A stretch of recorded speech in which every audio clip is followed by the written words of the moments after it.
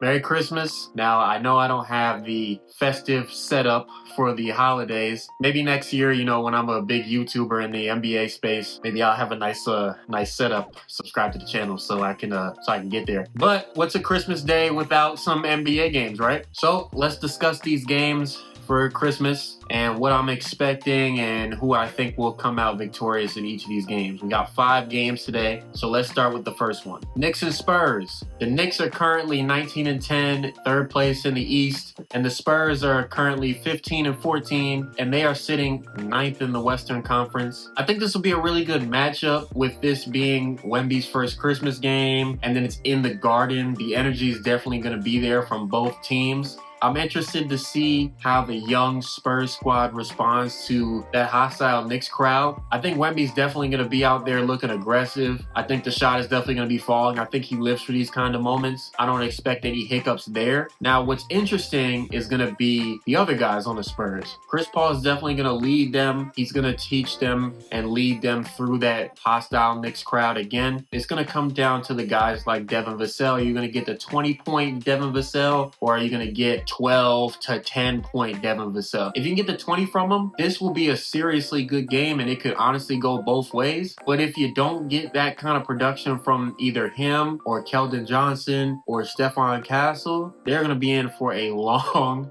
game tomorrow, because Cat is looking like an MVP this season, and Jalen Brunson is being Jalen Brunson right now. He's obviously one of the top guys in the league, so they definitely got a great duo right there. And then with guys like OG Anunoby and Mikal Bridges and Josh Hart, and they're all playing 38 minutes a game. This is definitely going to be a high energy, tough game. I'm just interested to see how the Spurs respond to this, with them being so young and this being a lot of their first Christmas game. But I think I'm going to go with the Knicks on this one. Now, game number 2 is going to be the Western Conference Finals rematch between the Timberwolves and the Mavericks. The Timberwolves have looked pretty ass, I'm not going to lie.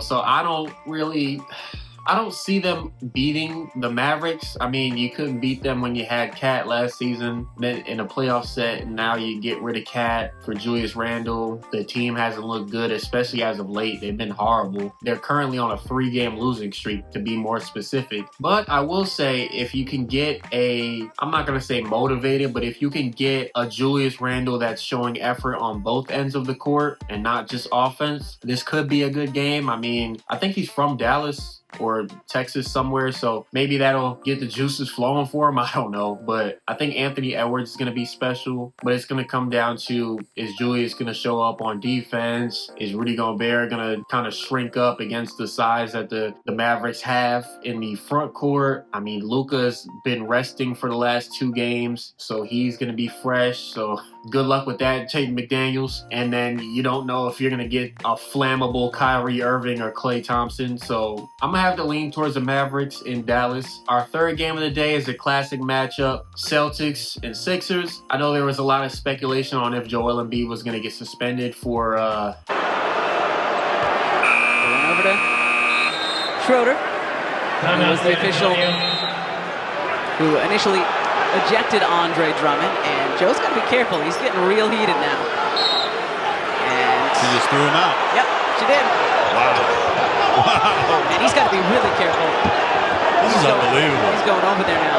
This is that thing where he kind of crashed out a little bit on the female ref, but I think he'll be fine. Now, I told y'all a couple videos ago, the Sixers are going to make the playoffs. Now, they're 7-3 in their last 10. Joel Embiid is back. Hopefully more consistently now. Go check out that video though, by the way. Unfortunately, I don't see them beating Boston at home, especially at full strength. I know they just lost to the Magic the other day without Jason Tatum. He's questionable with an illness, but I think he'll be fine. He had 2 days of rest, so I think he'll be all right to play. I'm not a doctor though, but I think he'll be okay. And Boston is definitely coming to try and take that #1 seed from the Cavs. As long as the Celtics aren't on one of those days where they're hitting every three, no matter if it's contested or not. But if the Sixers can somehow defend that and offset it with their offense, it's going to be a good game. It's going to come down to the wire. But ultimately, I'll have the Celtics coming out with that one. I'm expecting probably a big game from Jason Tatum. You know, he's trying to build a legacy now and whatnot since he got the chip. So,